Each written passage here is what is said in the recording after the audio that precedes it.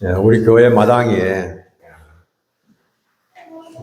복숭아 꽃도 피고 살구꽃은 피었다가 졌고 또 이제 여름이 되면 무화과가 또 열매를 맺습니다.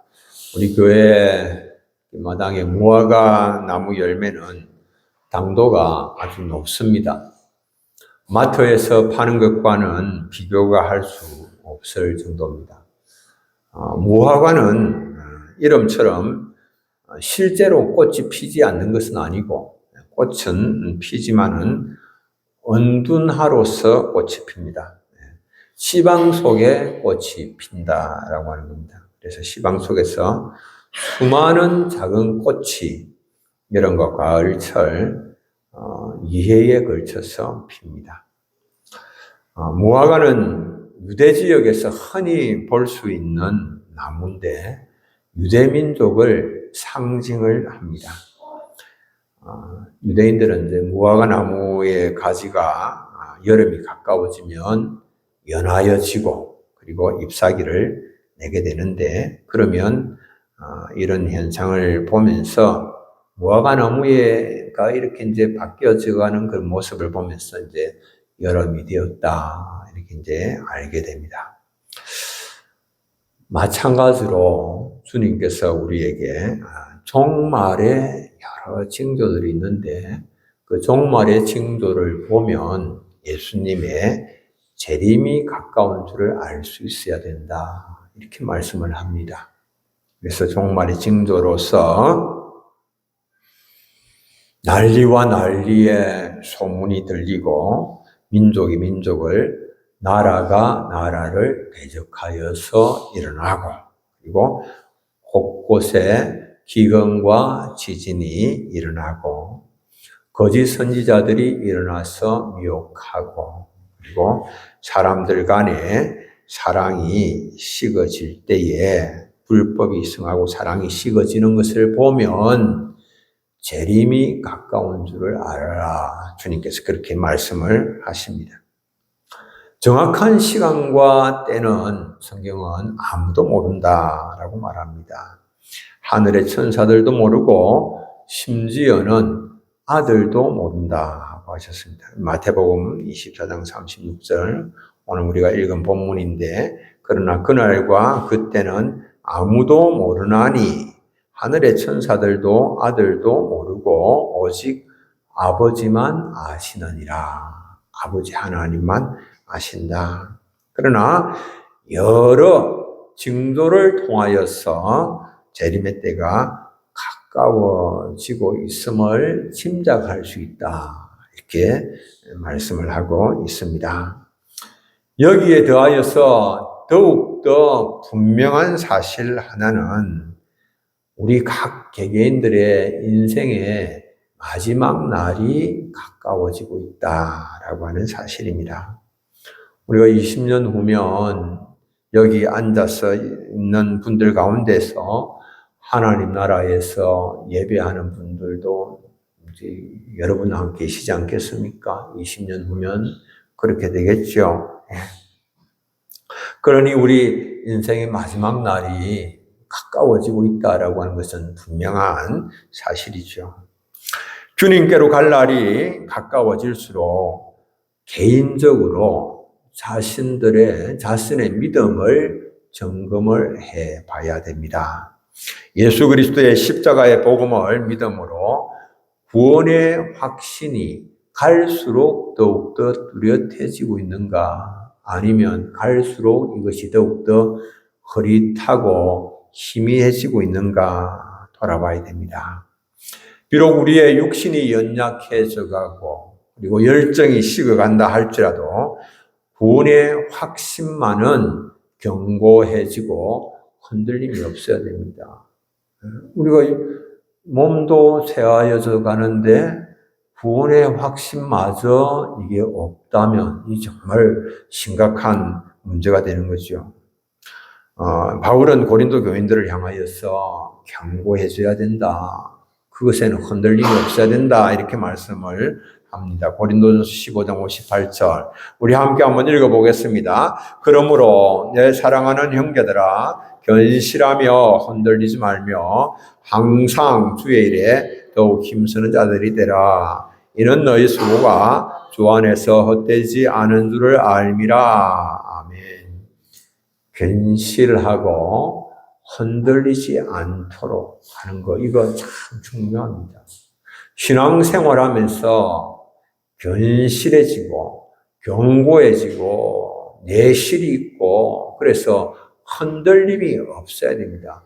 뭐 이리 한번 흔들리고 저리 한번 흔들리고 자꾸 흔들흔들 하다 보면, 그러면 이게 제대로 뿌리도 내리지도 못하고 열매도 맺지 못하게 되는 겁니다. 그러니까 견실하여서 흔들리지 않는 것 참 중요하죠. 우리가 주님 다시 오실 날, 주님 앞에 설 날이 가까움을 깨달을 때에 더욱더 주의 일에 힘쓰는 삶을 살아야 됩니다. 주님의 재림을 기다리는 자가 행해야 할 일들 가운데 가장 중요한 것은 첫 번째로 준비하는 삶을 살아야 됩니다. 준비해야 됩니다. 준비 없이 그날을 맞을 수는 없는 것입니다. 예복을 입지 아니하고 잔치에 참여할 수가 없듯이 준비하지 않고는 주님 앞에 설 수가 없는 일입니다. 이 노아 홍수 때에 그때를 준비하지 못한 사람들은 다 멸망당했습니다. 노아 홍수 때 준비하지 않은 사람들 가운데서 한 사람이라도 산 사람이 있습니까? 모두가 다 멸망했지 않습니까? 성경의 수많은 약속들이 다 말씀 하나하나 다 이루어졌습니다. 메시아의 오심의 약속도 다 이루어졌고, 그리고 그의 죽으심과 부활과 성천이 이루어졌고, 이제 다시 오시리라고 하는 이 말씀만 남았는데, 이 재림의 약속도 반드시 이루어지죠. 주님 반드시 다시 오십니다. 주님 다시 오시는 날은 최후 심판의 날입니다. 그리고 주님은 심판장으로 다시 오십니다. 그 심판장 되시는 주님 앞에 서게 될 날을 생각하면서 준비해야 됩니다. 여러분들, 우리가 지나온 세월들을 돌아보면 인간의 한평생 정말 신속하게 지나가죠. 이렇게 빨리 지나갈 줄 생각도 못했습니다. 부자가 부를 누리는, 그리고 풍요롭게 살아가는 그런 인생도 신속하게 지나가고, 가난하여서 고통스럽고 힘든 그런 인생도 신속하게 지나가고, 다 신속하게 지나갑니다. 주님은 우리를 사랑하셔서 하나님의 자녀 삼아주셨고, 내게 사명 맡겨주셨습니다. 신속하게 지나가는 이 인생 가운데에 주님 내게 주신 사명을 따라서 살아야 된다라고 하는 겁니다. 주님께서 맡겨주신 일들을 가장 우선적으로 행해야 됩니다. 사랑하는 우리 교우님들, 한번 생각해 보십시오. 내가 세상적으로 성공하고 출세하였다고 하더라도 주님께서 맡겨주신 사명을 소홀히 했다면 주님께서 뭐라고 말씀하시겠습니까? 잘 살았다고 말씀하시겠습니까? 주님께서 그 사람에게 대하여서 칭찬하시겠습니까? 땅에서 성공하고 출세했으니까. 주님께서 맡겨주신 일에 대하여서는 관심 없이 살았다면 그를 주님께서 기뻐하시겠습니까? 그렇지 않죠. 등을 준비하였지만은 기름을 준비하지 못한 것과 같은 것이지요. 인생의 남은 날을 우리가 계수하지 않고 산다라고 하는 것은 어리석은 일입니다. 성경은 인생의 남은 날을 계수하는 지혜를 배워서, 그래서 맡겨주신 사명들을 온전히 감당하는 것, 그것을 말씀하십니다. 시편 90편 12절, 우리에게 우리 날 계수함을 가르치사 지혜로운 마음을 얻게 하소서. 남은 인생의 날을 살펴보면서 남은 인생의 날에 최우선적으로 감당해야 할 그 뭡니까? 주님께서 내게 맡겨주신 사명이지요. 주님께서 내게 맡겨주신 사명은 무시하고 가볍게 여기고 엉뚱한 일, 내가 생각하고 내가 원하는 일에만 관심을 가지고 그 일을 위하여서 내가 달려가는 그런 삶을 산다면 주님 앞에서 우리가 돌아봐야 되는 겁니다. 돈 많이 벌었고 대단한 공적을 세웠고 사람들의 칭송이 자자한 그런 삶을 살았다 하더라도 영혼 구원의 사명 주님께서 맡겨주신 거 그것 게을리 하였다면 그것 무관심하였다면 주님께서 악하고 게으른 종이라고 말씀하시겠죠. 313년 밀라노 칙령으로 기독교에 대한 박해를 끝내고 기독교를 로마의 정식 종교로 채택한 콘스탄티누스 대제. 그 325년에는 제1차 니케아 공의회를 소집을 해서 기독교 발전에 많은 기여를 하였습니다. 콘스탄티누스 대제가 그런데요. 이 사람이 자기가 죽기 직전에 337년 죽기 바로 직전에 이렇게 유세비우스에게서 세례를 받았다. 이렇게 이제 전해지고 있습니다. 죽기 직전에. 이 초대교회의 경향은, 성도들의 경향은 어떤 경향이 있었는가 하면, 죽기 직전에 세례를 받고, 그리고 깨끗하게, 가장 깨끗한 상태로 죽음에 드는 것을 가장 이상적인 것으로 생각을 한 것이죠. 이런 생각을 가졌다라고 하는 것을 볼 때에 그 당시 사람들의 생각은 자신의 구원을 신앙생활의 이 최종적인 목표로 정하고 달려갔음을 알 수가 있는 것이죠. 자기만 구원받으면 되는 것. 그래서 자신이 가장 깨끗한 상태로 구원받았으면 하는 이제 그런 마음이죠. 그러나 주님께서 원하시는 것은 그렇지 않죠. 주님께서 성도들에게 원하시는 것은 무엇입니까? 자기 자신의 구원에만 그치는 것이 아니라 구원의 열매로 하나님께 영광 돌리는 것. 이것 주님이 원하시죠. 이거 우리가 제대로 잘 깨달아야 하는 것입니다. 그래서 정말 내게 맡겨주신 사명 무엇인가 이거 확인하고 사명에 충성된 삶을 남은 때 살아가실 수 있는 우리 사랑하는 교우님들이 되시기를 바랍니다. 두 번째로는 우리가 준비에 따라서 영원한 운명이 갈린다라고 합니다. 이 준비가 너무 중요한 것은 이것에 따라서 영원한 운명이 갈라지는 것입니다. 예수님의 재림 때에 인생의 영원한 운명이 갈립니다.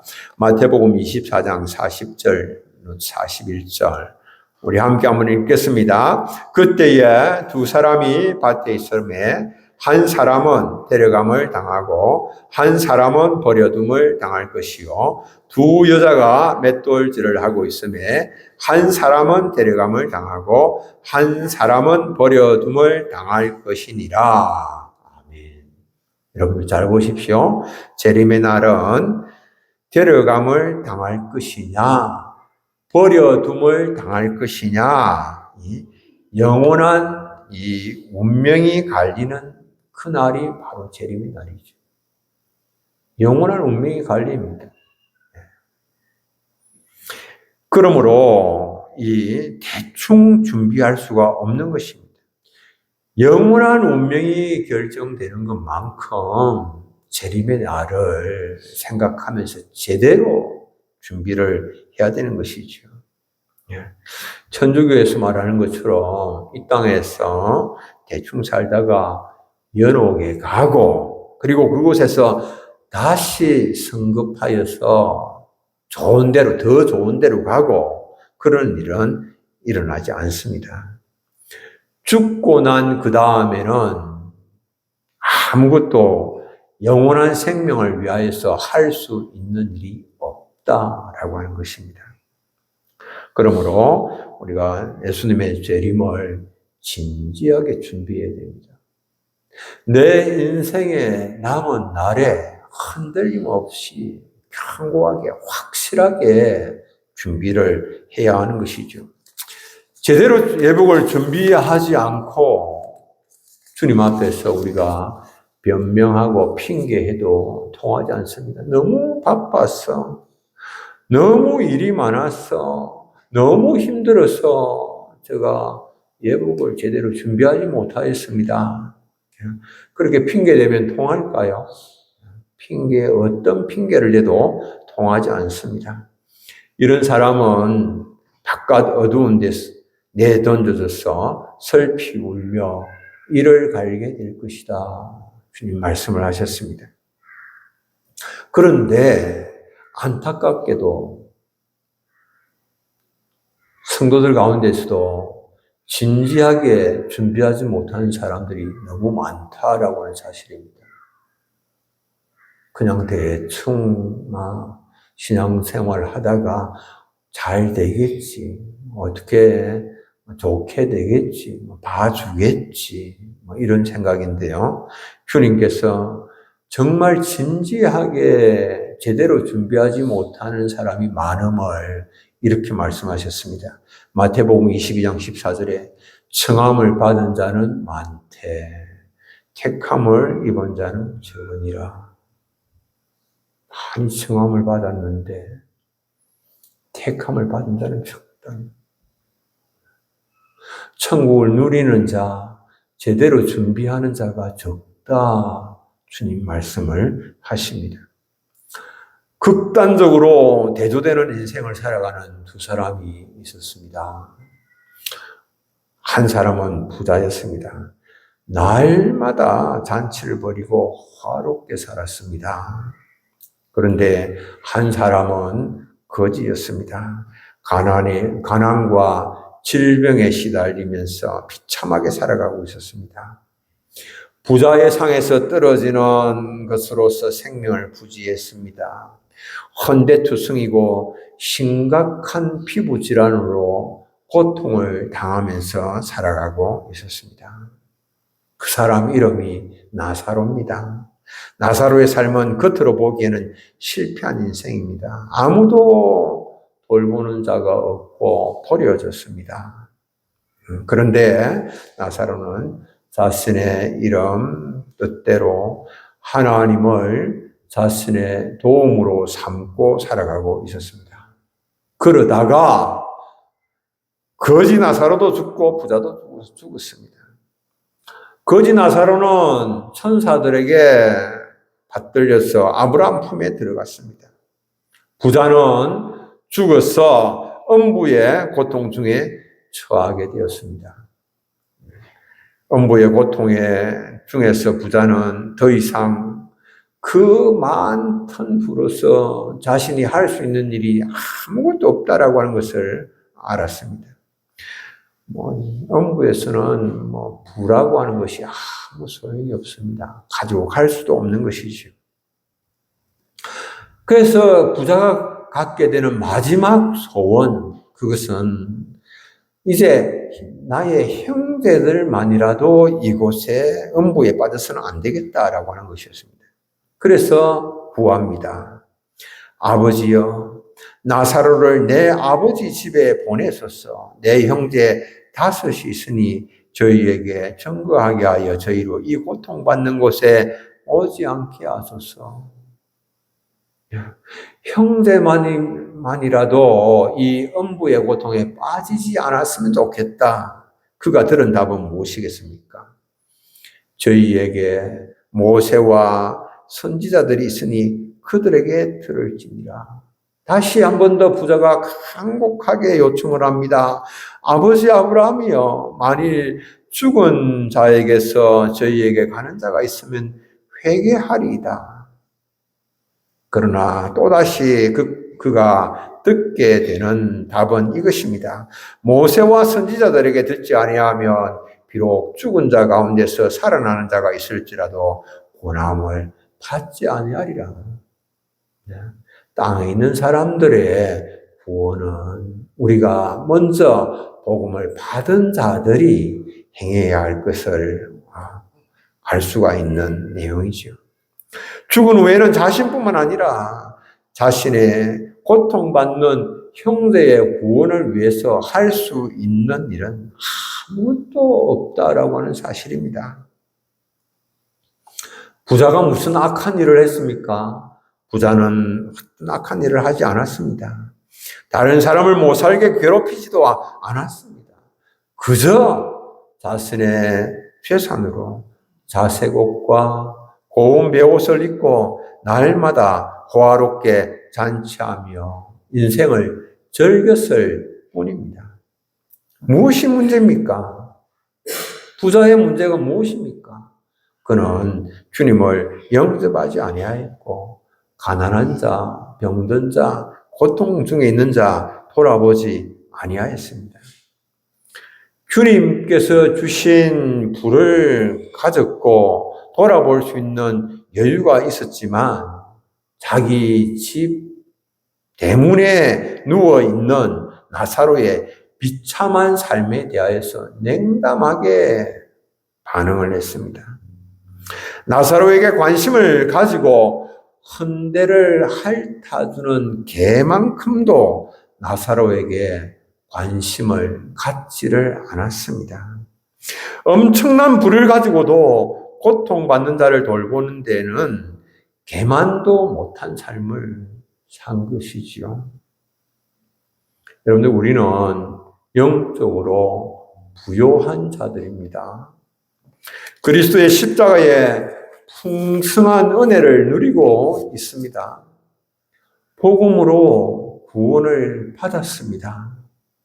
복음은 모든 믿는 자에게 구원을 주시는 하나님의 능력이 됩니다. 내뿐만 아니라 이 복음이 전해지면 모든 믿는 자들이 구원을 받게 됩니다. 로마서 1장 16절 우리 함께 한번 읽겠습니다. 내가 복음을 부끄러워하지 아니하노니 이 복음은 모든 믿는 자에게 구원을 주시는 하나님의 능력이 됨이라. 아멘.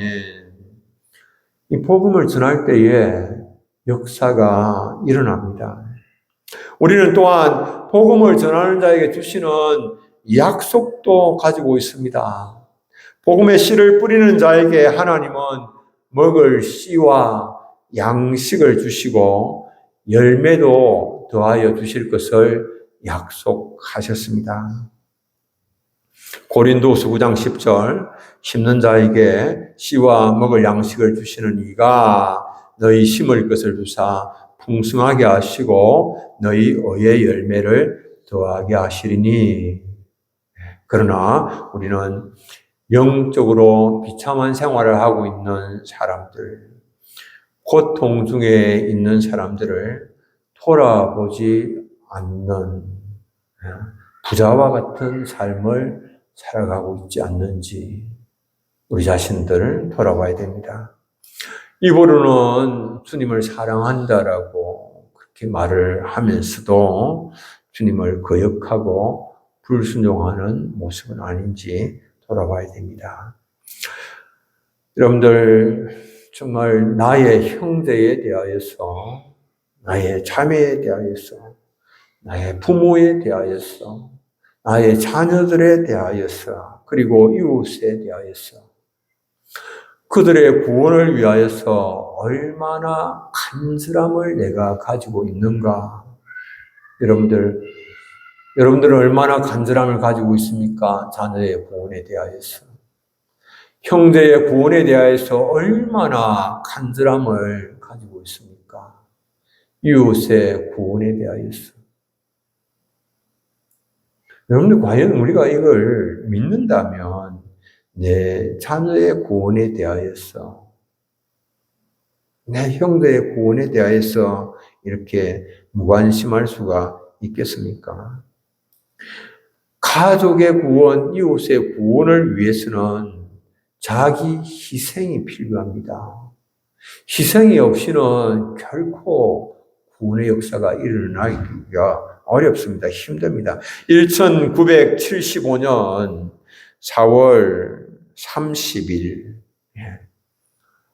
이날이 어떤 날인고 하면, 이 월맹에 의해서 베트남 사이공이 마지막 침공을 당하던, 그래서 멸망당하던 그날입니다.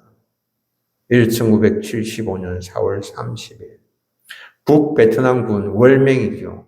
사이공을 침공을 해서 멸망당했습니다. 그때부터 시작해서 수많은 베트남 사람들이 베트남을 탈출을 합니다. 1975년에 멸망을 당했는데 1985년에 여전히 수많은 베트남 사람들이 베트남에서 탈출을 합니다. 수많은 사람들이 계속해서 죽임을 당하고 박해를 당하니까 그 땅에서 더 이상 살 수 없어서 탈출을 하는데요. 1985년 11월 14일 참치잡이 원양은선 광명 87호, 이게 남중국 공해상을 지나다가 바다 한복판에 떠 있는 작은 목선 하나를 발견을 했습니다. 베트남 난민들로 가득 찬 보트피플 어선이었습니다. 수많은 그 당시 베트남 난민들이 바다 위를 떠돌았는데, 베트남을 탈출하기 위해서 탈출해서 이제 바다 위를 떠돌고 있는데, 당시 그 바다를 지나고 있던 선박들은 아무도 그들을 구출하지 않았습니다. 다 외면을 했습니다. 구출하지 못하게 그들은 지시를 받고 있었기 때문에 그렇습니다. 그런데 당시 이 광명 87호의 선장이었던 이 전재용 씨가 한국 본사에다가 전화를 했습니다. 이들을 구조해도 되는지 문의를 하니까 돌아온 답이 구조하지 마라, 건지지 마라 라고 하는 답이었습니다.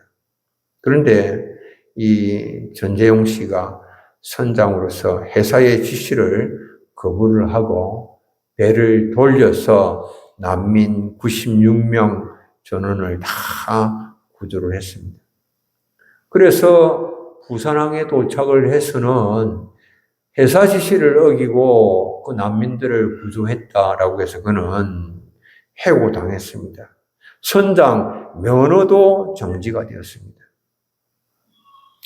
이렇게 될 것을 알지 못하고 한 것이 아니었죠. 다 알고 있었지만은, 그러나 죽어가는 그 생명을 건지는 일을 위하여서 자기 희생을 결단을 한 것입니다. 해고를 각오하고 난민을 구조를 했습니다. 우리는 주님의 명령이 무엇입니까? 우리가 죽어가는 영혼들을 건지는 것, 구조하는 그 명령을 우리가 받았습니다. 그런데 우리는 행여 내게 손해가 되지 않을까, 힘들지 않을까, 어렵지 않을까, 이런 근심, 걱정, 염려하면서 주님의 말씀에 순종하는 것을 두려워합니다. 주님을 무시하는 그런 일들을 하고 있는 것이죠. 마지막 결론입니다. 모든 사람들이 다 죄를 지었습니다. 모두가 다 주님을 필요로 합니다. 모두가 다 주님을 만나야 됩니다. 사람들이 겉으로 보기에는 평온한 것 같습니다. 아무 문제가 없이 행복하게 사는 것 같습니다. 그러나 들여다보면 그렇지 않습니다. 문제가 없는 인생 하나도 없습니다. 다 어렵습니다. 경제적으로, 건강의 문제, 자녀의 문제, 관계의 문제, 마음의 아픔, 상처, 이런 거 막 안고 고통하면서 살아갑니다. 여러분들, 오직 복음만이 사람들의 생과 사를 바꿀 수 있는 유일한 길입니다. 복음만이 그들을 그 아픔과 고통 가운데서 건질 수가 있는 것입니다. 주님은 죄악의 어둠에서 고통당하는 영혼들을 불쌍히 여기십니다. 그들의 영육이 치유받고 건강한 삶을 누리기를 원하십니다. 그러나 우리가 침묵함으로 치료받을 수 있는 사람이 치료받지 못하고 건진받을 수 있는 사람이 건진받지 못한다면 주님은 우리에게 그 책임을 물으실 것입니다. 우리는 변명할지도 모릅니다. 나는 그들에게 어떤 해도 미치지 않았습니다. 어떤 어려움도 주지 아니하였습니다. 라고 변명할지라도 주님은 우리에게 악하고 게으른 종이라고 책망하실 것입니다. 부자도 기억하십시오. 나사로에게 어떤 해도 가하지 아니하였습니다.